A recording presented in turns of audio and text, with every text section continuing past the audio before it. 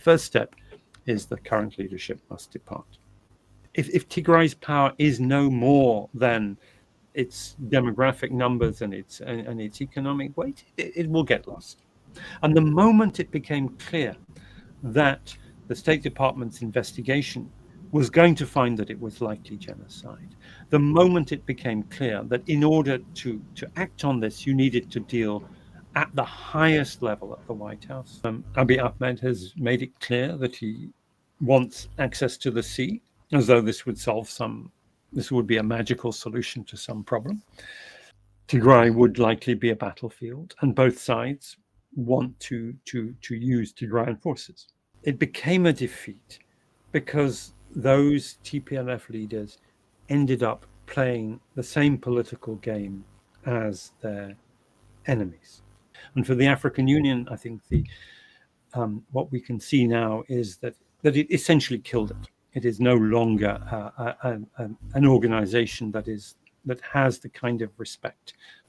The former head of intelligence, Getachew Yourself, perhaps the most corrupt, the most hated man in Ethiopia, hated with reason. And the victory was the victory of the people, not the victory of the TPLF. It was stolen from them. That did not need the cooperation of Addis Ababa, let alone Asmara. It just needed a sense of political leadership and accountability to the people among the leaders in Mekelle. Abiy was playing games ruthlessly. The guarantor of the peace agreement, the United States, showed astonishingly little interest. Eritrea was a garrison state, a prison state, ruled by a one man, an autocrat. The institutionalization, the discipline, the spirit of the ENDF, which it had taken from Tigray. I would say that what we've seen is the TPLF leadership conspiring with the government of the federal government, the government of Abiy Ahmed. Hello and welcome. I am Shushai Adane, and you are watching Arma Media. This is a somber anniversary. 5 years since the outbreak of the genocidal war on Tigray, and also 3 years since the Pretoria Agreement was signed.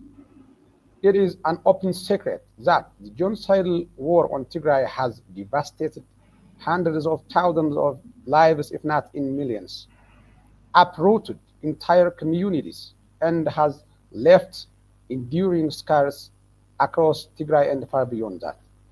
Joining me to unpack its origins, impacts, and the current state of the peace process is Professor Alex de Waal, formerly known as Alexander de Waal, a distinguished British scholar and leading expert on conflict, famine, and peace building in Africa. He is the executive director of the World Peace Foundation and research professor at the Fletcher School, Tufts University. His work on the Horn of Africa, mass atrocities, and transitional justice has shaped global understanding of state fragility and humanitarian crisis. Professor Alex, thank you very much indeed for joining us. It's good to be with you, and let me just start by expressing once again my condolences and sorrow and sympathy for all those Tigrayans who have lost loved ones and who are still suffering the harms, the hurts, the traumas of that terrible war.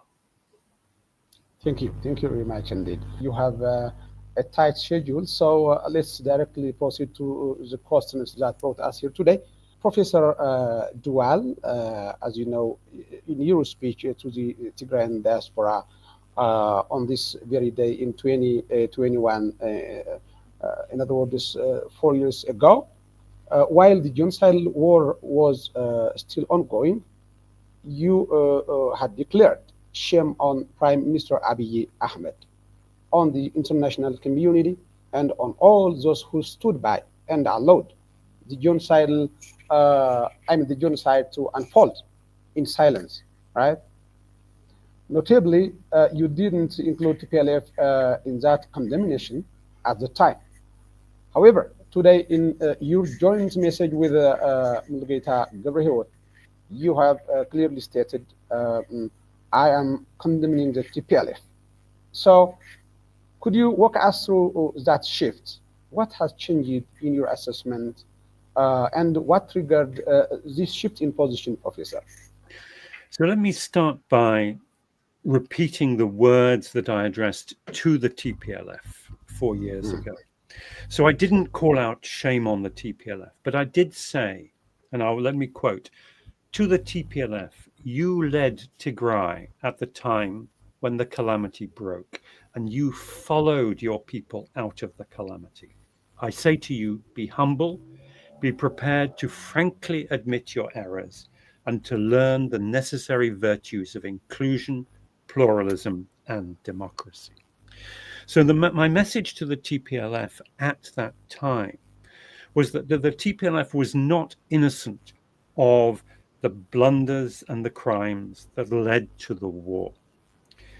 And that what had happened during that first year of war was that the people of Tigray had come together to resist. They had put aside their differences, and they had resisted by all means, including the armed struggle, including forming the Tigray Defense Forces and overwhelming the invading forces and liberating Mekelle in June and July of 2021.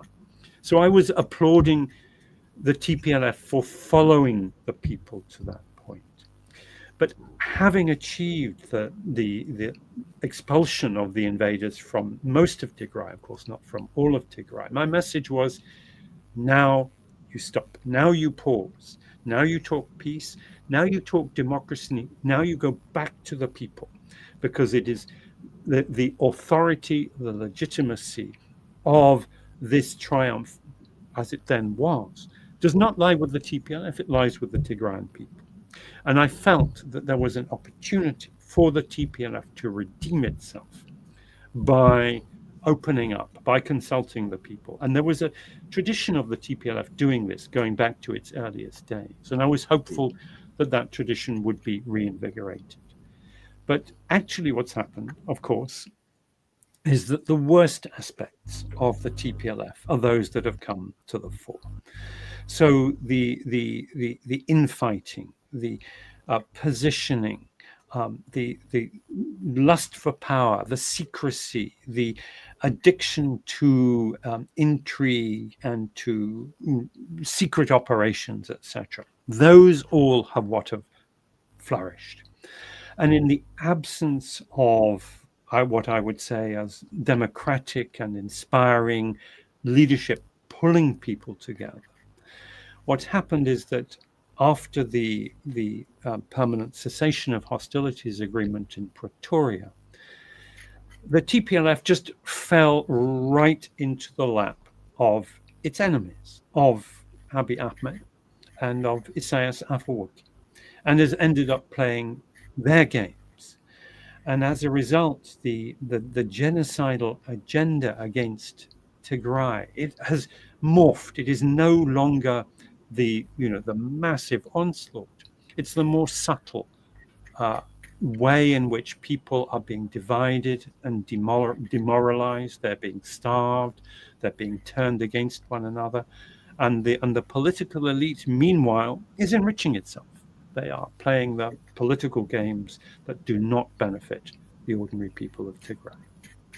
Have used strong language accusing TPLF leaders of betrayal, selfishness, and short-sightedness. So the question here is, given this grave assessment, what strategic objectives could TPLF possibly be pursuing by allegedly dividing and demoralizing the very people it claims to represent? In other words, what do you believe drove these behaviors, and how have they impacted the region, Professor? So I think the TPLF, back in the days of the first armed struggle and in its early days as EPRDF in power in Ethiopia as a whole, was always able to think strategically and analytically. It was always able to begin with the base, the fundamental, the first step, which is you analyze the situation, you analyze the political situation, you analyze the forces at play, you identify your strategic objective, and then therefore any strategic allies you may have, and you then develop your tactics and actions developing from that. Now, what we saw in beginning with the division in the TPLF and accelerating after the passing of Meles Zenawi was an inability to undertake that thinking. What we saw is that the legacy of the late Meles should have been, this is the method of thinking. Instead, the legacy was taken as, this is the dogma of how to proceed. And that was very uncritically adopted by the EPRDF as a whole. And there frankly was next to no strategic thinking. So that what came instead of analysis and strategizing was tactical position and rhetoric and flowery language about either national identity or about democracy, hatred of the other, who stands with who, etc. And that created an opening for political opportunism. And the ultimate political opportunist still is Abiy Ahmed.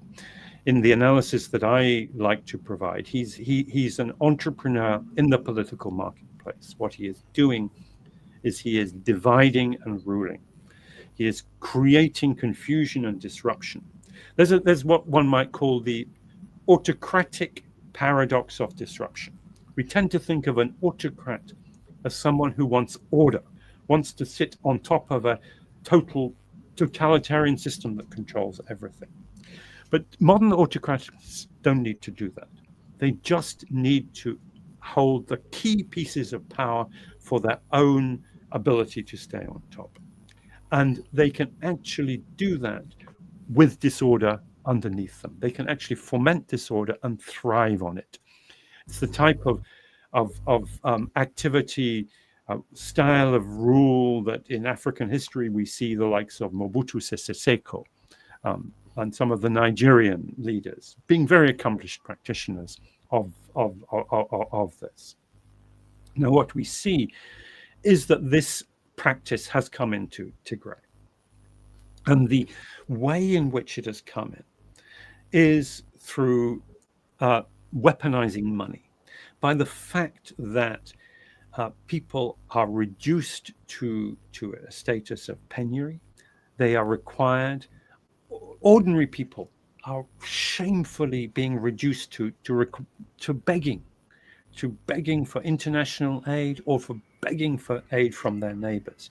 And their political and many of their military leaders are becoming beggars too, because they see that their route to power and influence is to have that money from some patron, some protector, that they can then use to hand out to the beggars at their door, which are both the literal beggars around the door, but also the political beggars, the people under them. So Tigray then becomes a nation of beggars, and the most accomplished beggars are those who understand what Abiy and what Isaias are doing and go and play with them, just as Abiy is playing with Nigerian kleptocrats. He's playing with Mohammed bin Zayed in Abu Dhabi. People have more money, who are much more accomplished players of this game than he is. So he is taking their money. He's using their money to buy and rent loyalties of the next people down. And what we've seen is the Tigrayan elite abandon their strategic thinking, abandon their principles, and end up playing this game. So there is no strategy. And what we saw actually even during the war was that once the strategic goal, the people's strategic goal of liberating the land of Tigray from the invaders, once that had become accomplished, the TPLF elite just didn't know what to do. They were at sea. What they should have done was gone back to the people and, based upon the wisdom of the people, based upon consultation with the people, said, okay, now the people have given us a strategy, and we will work out the best way in which we will make the necessary compromises, make the necessary steps to achieve that. They didn't do that. And so they blundered into an escalation of the war. And they, compounding their previous errors. And then the peace agreement, which is a pretty shoddy document. I mean, I understand why they signed it. It was the least bad option on the day.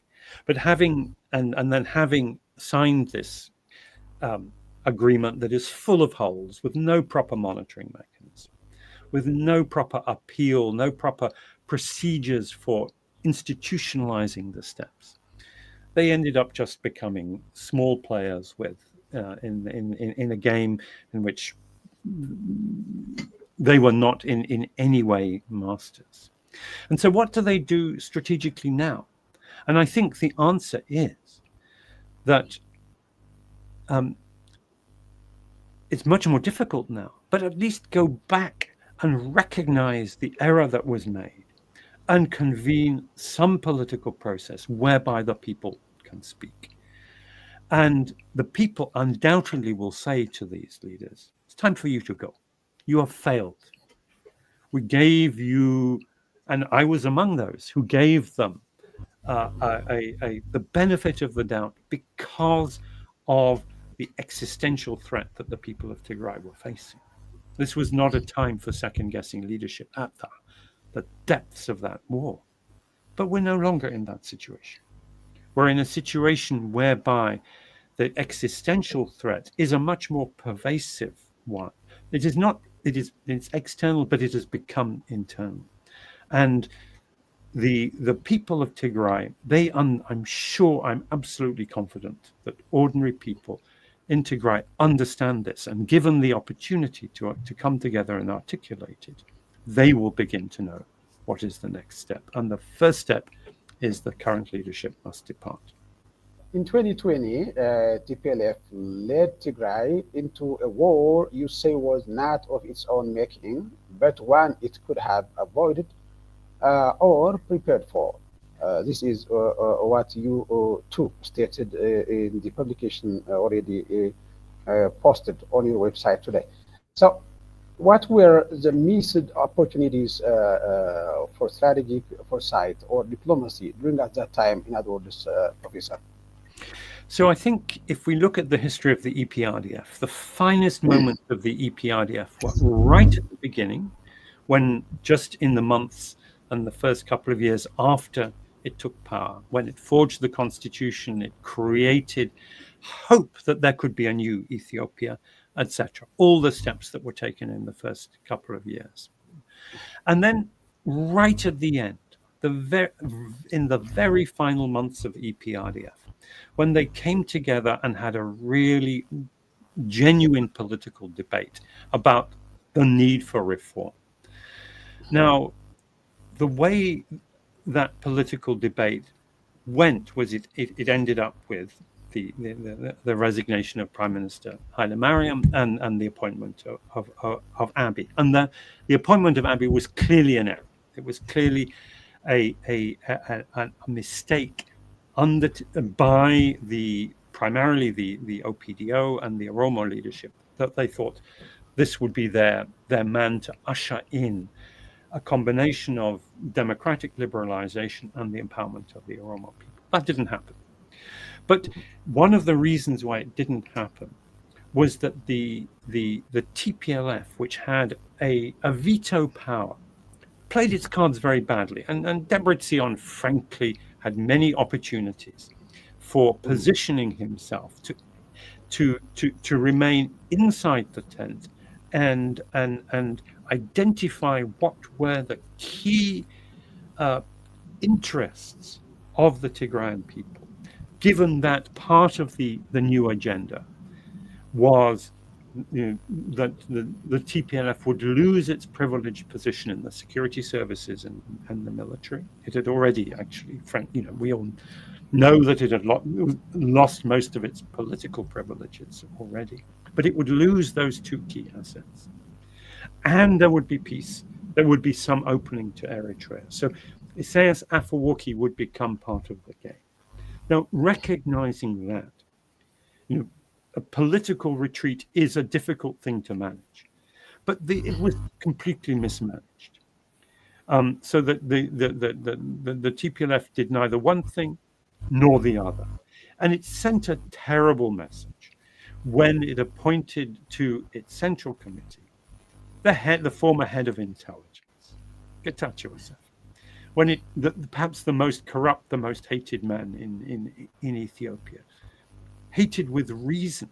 And to bring such a man to your central committee is to send a message that you completely disrespect the sentiments of the people and the direction of democratization, anti-corruption, and cleaning up the system. And it was just as though there was then a strategic drift in Tigray. So the key steps that were taken in terms of holding the elections, etc., were tactical steps with strategic consequences, and the consequences had not been worked out. So was it not clear, should it not have been clear, that in challenging the authority of the federal government, Tigray was inviting a military response? Should it not have been clear that the political pact between Abiy Ahmed and Isaias Afwerki could lead to military cooperation between the two? These were very obvious possibilities, and it seemed that in their arrogance and short-sightedness, those who were entrusted with the leadership just didn't foresee this, so didn't take serious steps to prevent a possible conflict, and took only very last-minute steps to prepare for it. So, as I said, they were in power at the time of the calamity, and therefore bear some responsibility for it. And then there should have been a reckoning immediately after safety had been secured. You have repeatedly emphasized the golden opportunities still TPLF had to redeem. I'm talking about what you already have mentioned earlier, to redeem itself. You mentioned opportunities which, in your view, were ultimately squandered. So, how those opportunities TPLF had to redeem were mismanaged, and what broader implications this has for the party's political legacy and the future of governance in the region, in other words, in Tigray, Professor? So, the first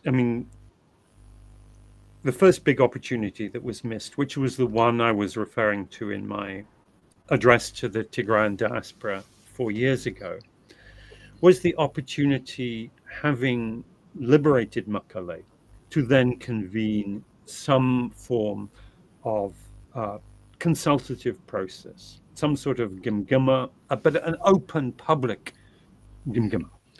Some all-party conference where all those who had joined the fight, who had stood shoulder to shoulder, would have a say in the government of Tigray. The people of Tigray did not fight to restore the TPLF to power. They fought to expel a genocidal invader. And the victory was the victory of the people, not the victory of the TPLF. It was stolen from them by the TPLF. The second opportunity was after Pretoria. And there was, at that time, huge relief in Tigray that the burden of starvation, the imminence of massacre, had been lifted. things were far from perfect, but there was a chance to breathe.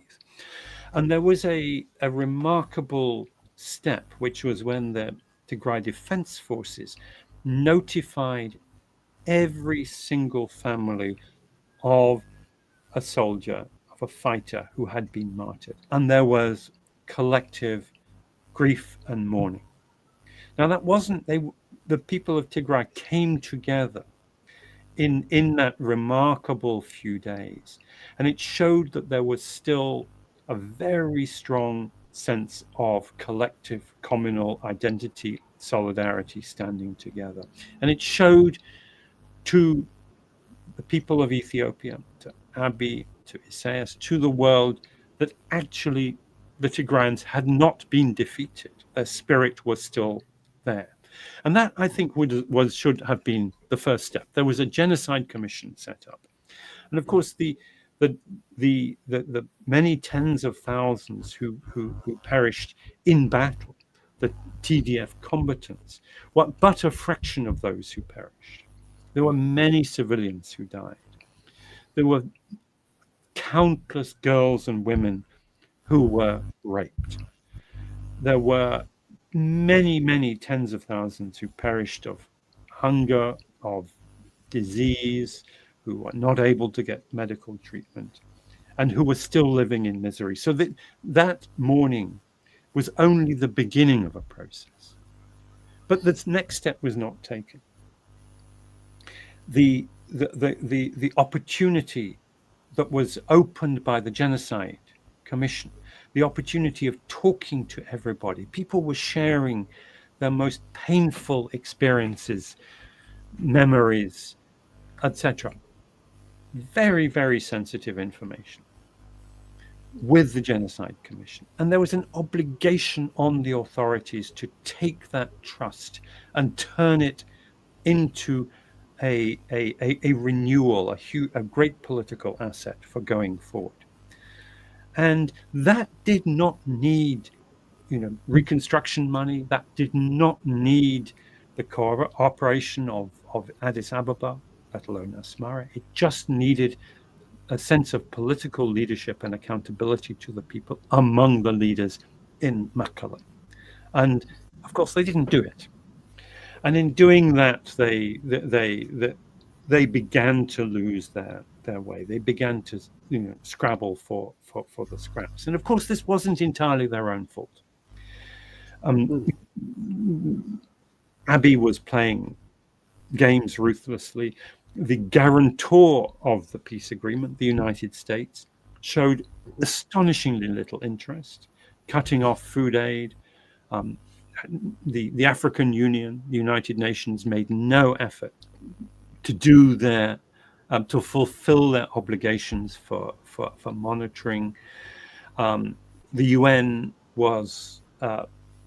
did not stand up for the independent Commission of Human Rights experts that were doing a remarkable job, etc. So the international community caved to Abiy, but there were still things that the Tigrayan leadership should have done and could have done to at least arrest the decay of society in Tigray after the peace agreement. Again, in your joint message with Mulgita Gabriel, in that publication, you contend that Tigrayan journalists have collaborated with external actors, including Eritreans, in activities such as illegal mining, human trafficking, and other forms of illicit trade, Professor. Given the gravity of these allegations, could you elaborate on the basis of this claim and the sources or evidences just to substantiate it? I think these are widely known facts. I think I'm not an investigative journalist. You know what? They most of the time say that it's a baseless rumor. So that's why I'm asking you. Yes. Yeah. I think we are those of us who follow these types of illicit activities know very well what are the signs. We can detect the patterns very easily of the political and commercial behavior of these people. We know, we can monitor the fact that there is it can be seen from space, the amount of gold being mined in Tigray, where it is being mined, and the fact that the official records, the Commercial Bank of Ethiopia, the other sources, they are simply not tracking what is happening here, and we know who is in charge of these enterprises and these zones. I'm not going to go into the exact details of who said what documents have been produced. I think we all know that these allegations are based in fact. I'm not going to name names on this show. The individuals who are involved in this know who they are, and most Tigrayans do also.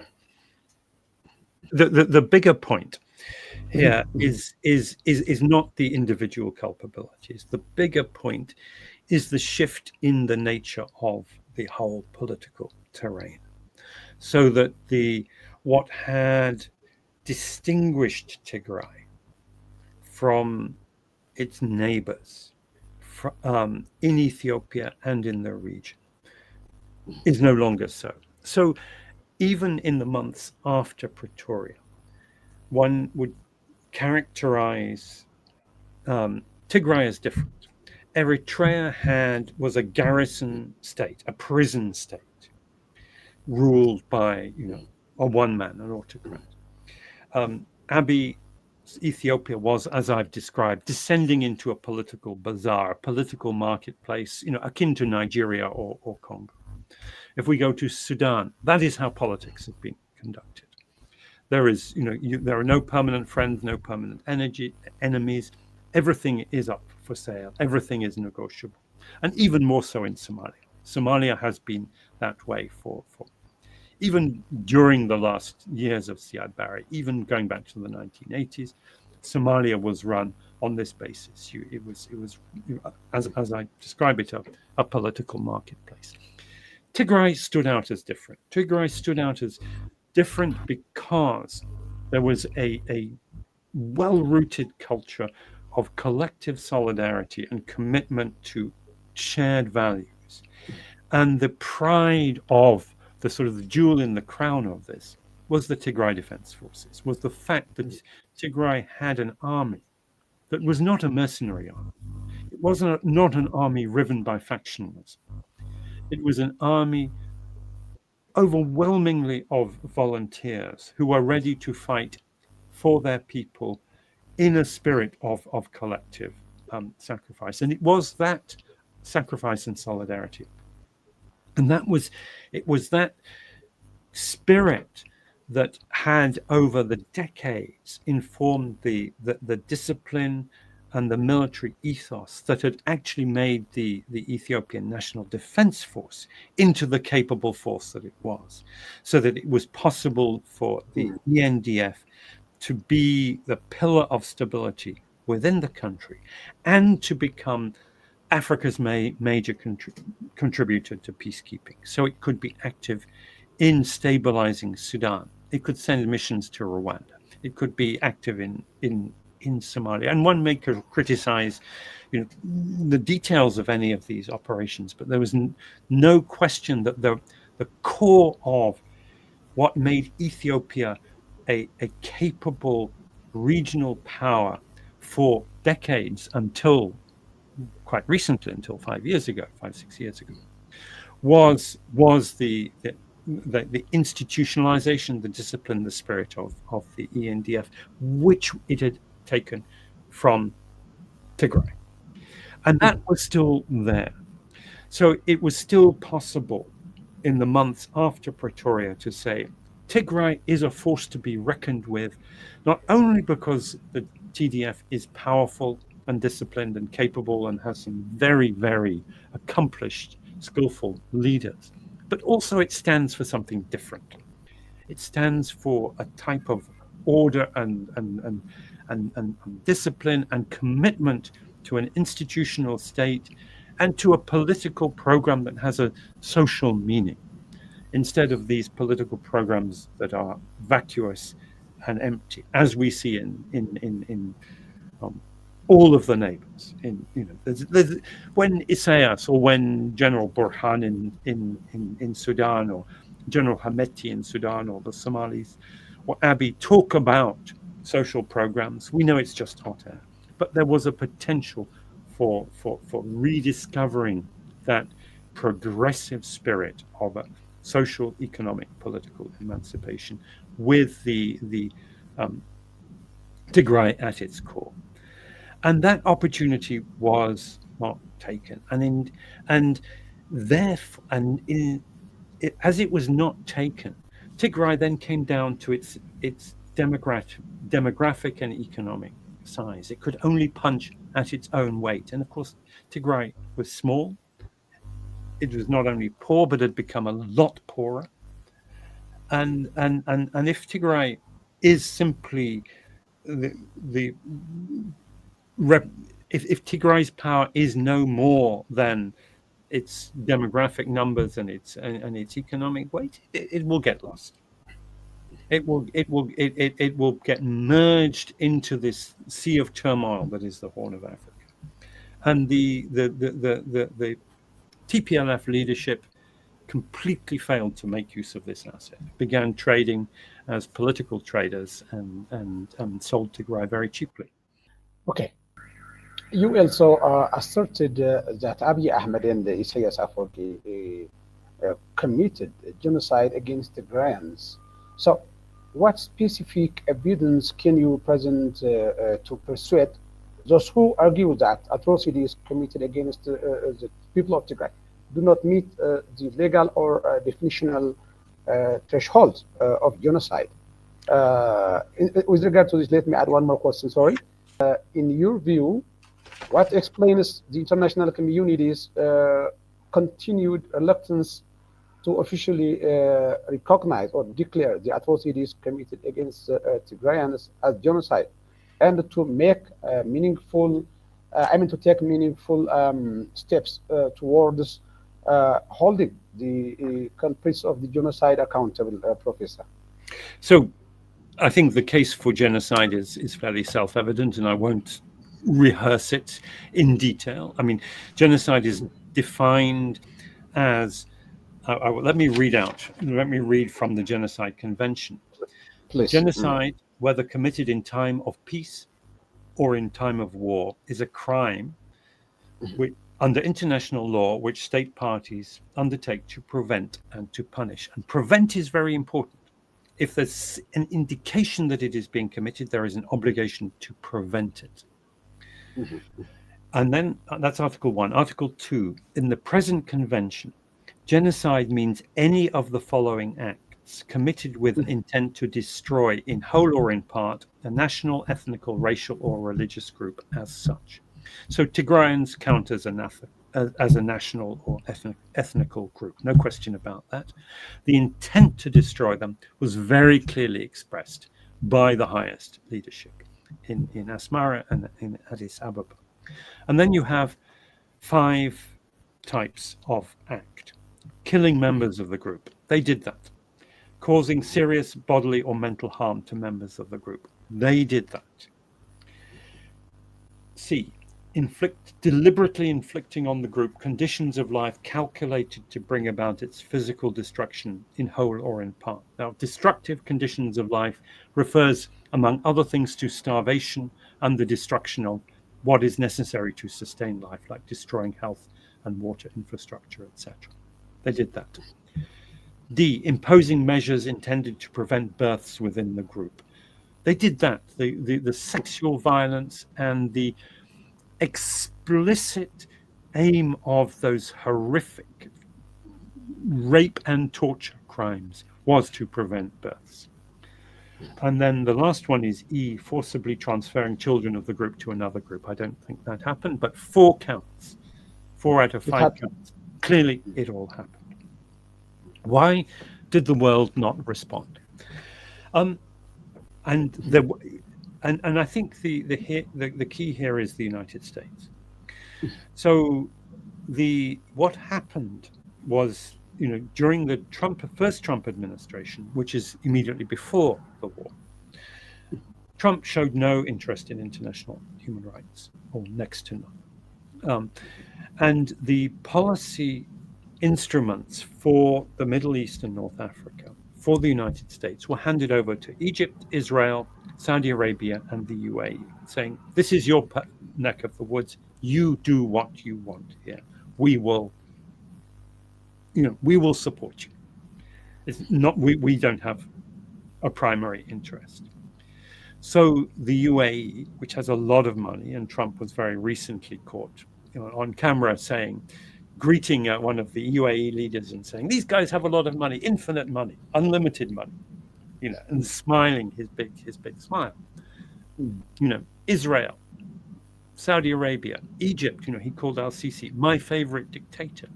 And when the US got involved in the Nile waters dispute, it came in on the side of Egypt, which Abiy should have known.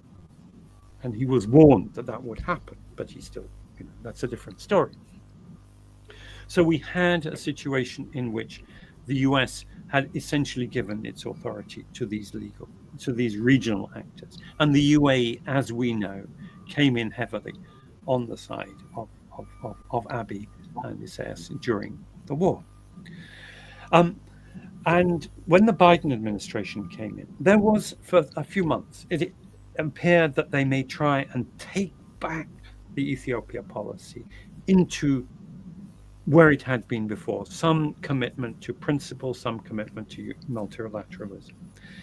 That didn't happen. And the fundamental reason it didn't happen was that President Biden and his Secretary of State, Antony Blinken, their Africa policy boiled down to one sentence, which was, don't bother us.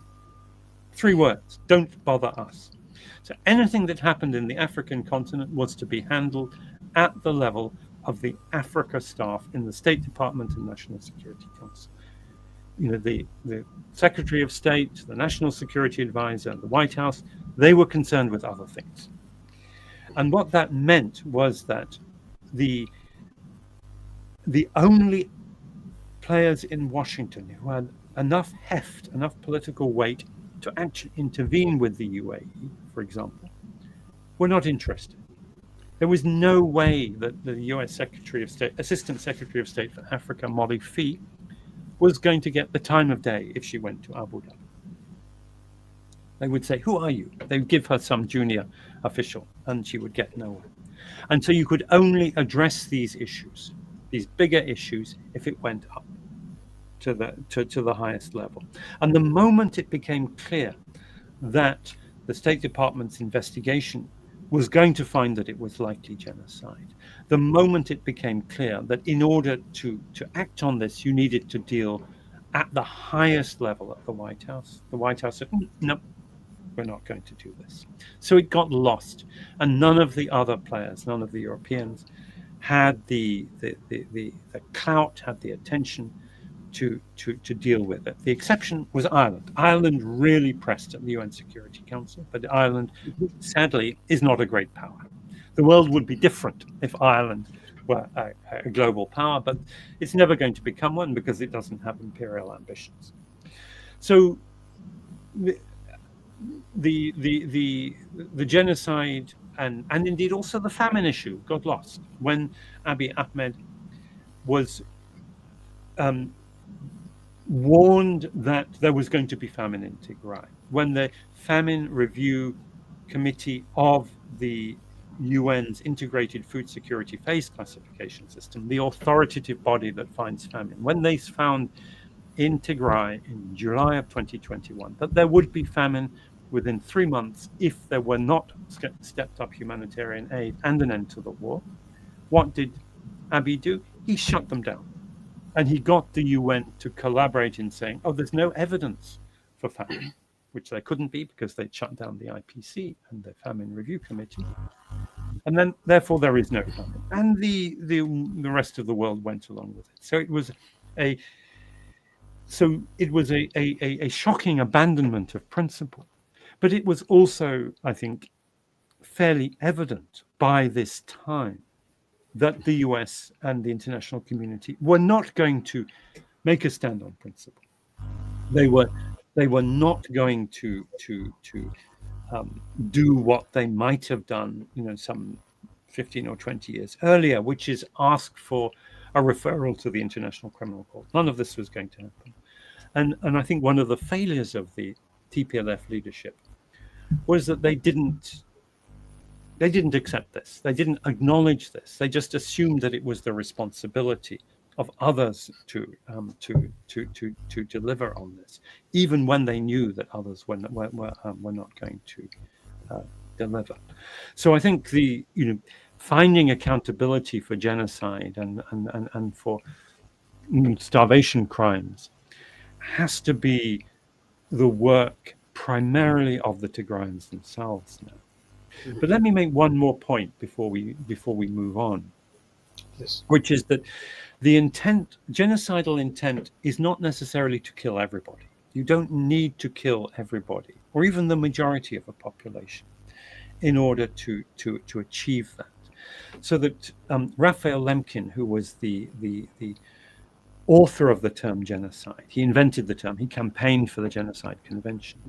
He gave a lecture in 1953 on the Ukrainian famine known as the Holodomor, which was a genocidal famine inflicted on the people of Ukraine by Joseph Stalin.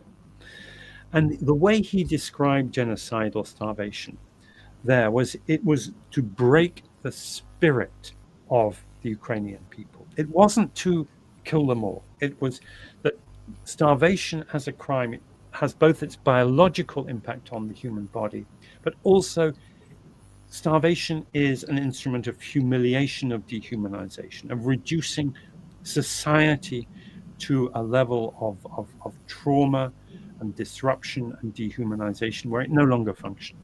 That's what is breaking the spirit. And so what we have seen, particularly in the last 2 years, is that the attempt to continue slowly breaking the spirit of Tigray through hunger, through demoralization. And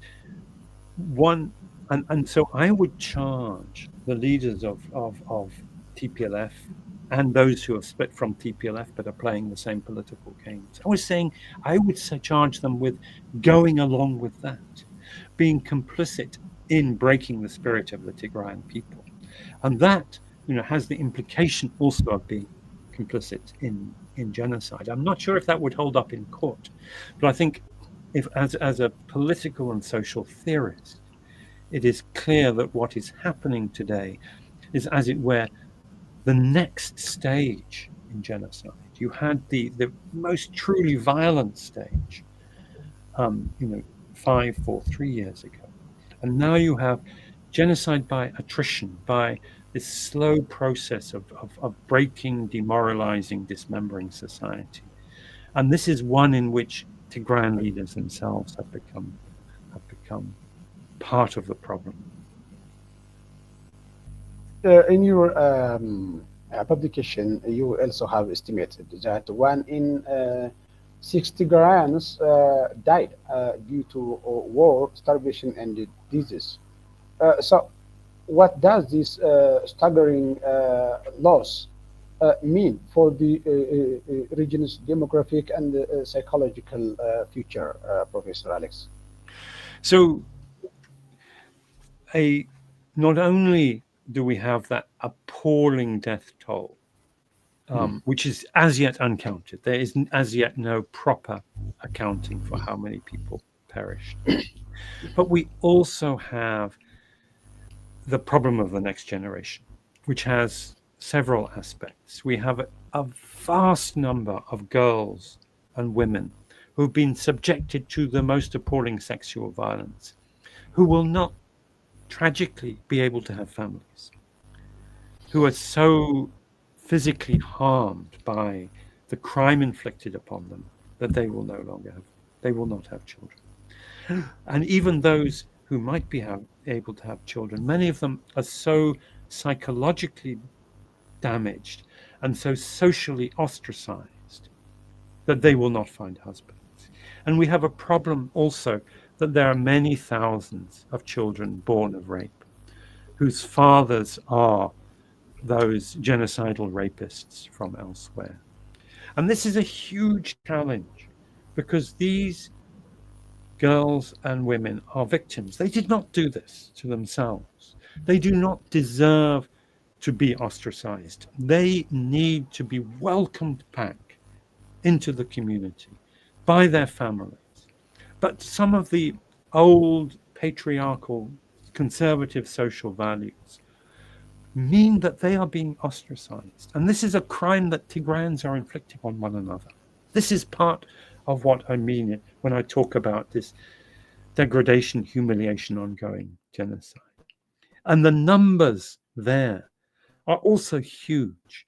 And some process of social repair is needed in order to bring, to restore the society as a whole, and to bring all those victims and survivors back into the fold.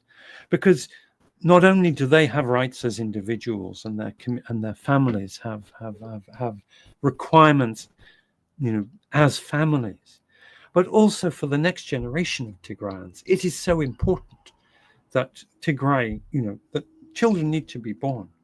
And then children who have been born, and in fact, young people, they need to have education, they need to have functioning families, they need to have all these mechanisms for restoring some form of social normality. That has to be the priority, not playing these games with who is going to ally with who to invade where. That is all just at best a distraction, at worst a crime. And this has to be overcome, because unless this is overcome, we're not going to have a next generation that can of Tigrayans. And add to that two other issues. One of them is we have many children born of rape, whose fathers were those genocidal rapists. And for those children, this is not their fault either. They are entirely innocent of this. They didn't ask for this. And there needs to be a way of finding a place for them in this society. They need to have love and family. Because if they don't, first of all, they're being wronged as human beings, but also they will grow up to be disturbed individuals. And then, of course, we have the problem of education. Schools are still not properly functioning. It is not possible for children yet to begin to have a normal life. So these are the challenges that need the entire society to come together. This is not something that can be directed from on top. This needs a very long, painstaking process of consulting, of talking, of bringing in people from the communities, bringing in experts in this type of trauma. That is really the priority. That is where Tigray should be focusing its efforts, its energies. You also warned of a real threat of renewal. Of a renewed war.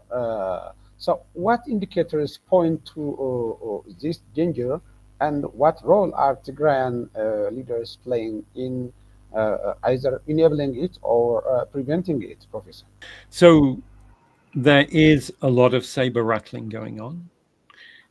Abiy Ahmed has made it clear that he wants access to the sea, as though this would be a magical solution to some problem. and he's threatening Eritrea. And if there were to be a war between Ethiopia and Eritrea, and both sides are building up their armies, then Tigray would get involved. Tigray would likely be a battlefield, and both sides want to use Tigrayan forces. And it seems to me patently obvious that this would be a complete disaster for Tigray. Those who think either that Tigray would be better off if Isaias were to go, or conversely, if Abiy were to go, it's conceivable that may be the case. But it's far, far more likely that any war would simply bring untold destruction, more starvation, more death, and could go on for a very, very long time, because whichever side were to gain the upper hand, it would not be able to inflict a decisive blow on the other. Neither side is going to capitulate and say, okay, you've won. So the only sensible, the only moral thing for the Tigrayan generals and politicians to do is to say, we cannot be part of this. We need to, our job, our task is to protect Tigray from another war. It seems to me absolutely straightforward, very simple conclusion to come to. You have clearly described the Pretoria Agreement as imperfect, but better than continued war and genocide in that statement. I mean, publication. So, what were its strengths and limitations in retrospect, Professor?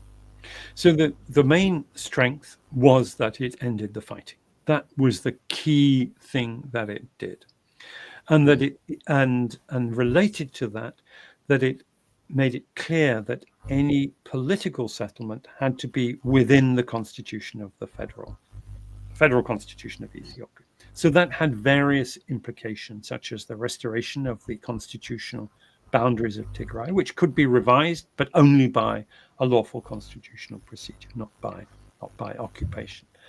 It required the withdrawal of all foreign forces, outside forces from Tigray, and for security to be in the hands of jointly, the Tigray Defense Forces and the Ethiopian National Defense Forces. So those were strong things. The weaknesses are that it had no clear procedures for going ahead to actually implement what was necessary. And the key weakness actually was that it recognized the TPLF, that it was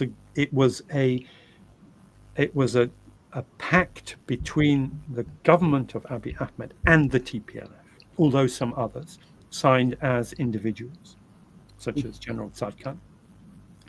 It basically elevated the TPLF to be the key actor. Had it been with the government of Tigray, it would have opened the door to precisely the type of question that I was addressing earlier, which is, who is the legitimate government of Tigray? Because it's actually not the TPLF. The TPLF had forfeited that legitimacy, and there needed to be a process to bring others in.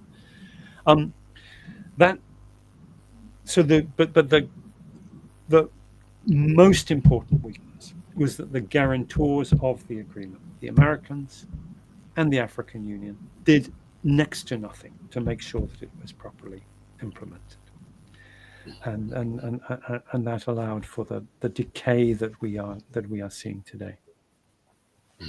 In relation to Pretoria Agreement, you also argue that Tigray's own leaders turned a truce into a defeat.